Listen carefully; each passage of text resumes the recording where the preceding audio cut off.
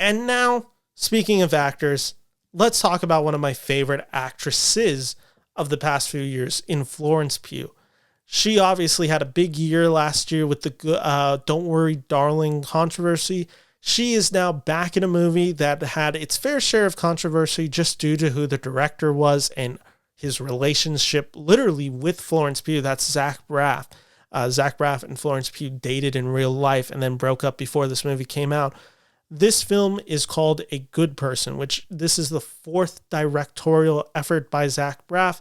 This film stars his then girlfriend Florence Pugh, Morgan Freeman, Molly Shannon, and Saoirse O'Connor.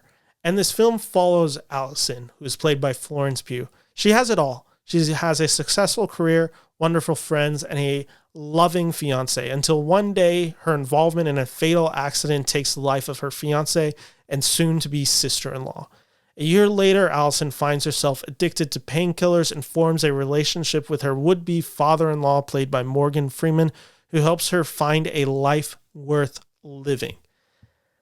And I'm going to let's go on the quick Zach Braff thing. The guy from Scrubs. I really like Scrubs when I watched Scrubs. And I liked the film that Zach Braff directed, Garden State, when I was 13. I haven't seen it since, so I really can't comment on it, but based on some of the scenes that I have seen since then, I probably am in the initial, I am in the belief that I probably wouldn't like Garden State at the age that I am now. It's very melodramatic, and Zach Braff works in the melodramatic. But that doesn't mean the melodramatic can't necessarily be successful, and that this film blends that line. What works about this movie is the cast. Having Florence Pugh in your movie is a huge plus. And she's wonderful in this movie. This is another just case of the character of Allison as played by Florence Pugh. This is a case of Florence Pugh just outshining and outperforming what the material asks of her. Kind of the same way she does it in Don't Worry Darling, where she gives a really great performance in a film that doesn't deserve that great of a performance. That's what Florence Pugh does, and she does it yet again with this character of Allison. You really just feel the sympathy for this character. You immediately have this emotional attachment to her. There's just something about the presence and aura that Florence Pugh has on screen where she's just magnetic to watch. Partner her with Daniel, played by Morgan Freeman in this movie, and you just have two very charismatic leads taking the forefront of this movie. And this relationship that Morgan Freeman and Florence Pugh have in this movie really works because it's not just a typical mentor younger person. There's this distrust because Morgan Freeman's character, to a degree, blames the character of Florence Pugh, Allison, for the death of his daughter. And so there is this anger, this pain, this heartbreak between these two and the shared trauma, and it's able to work in an effective degree.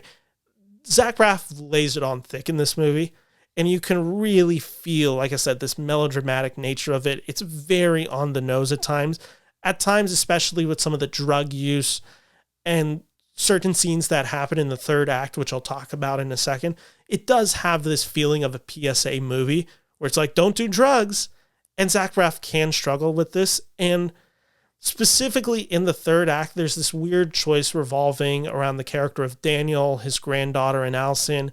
It comes at the beginning of the third act.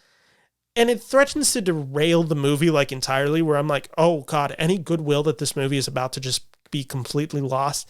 Luckily, Zach Braff doesn't just go with his worst tendencies, and he's able to pull back and restrain the film again. And with that restraint, allows the film to continue to succeed, even though this 10-minute scene, I was like, I'm about to lose it all. Anything good about this movie, it's gone.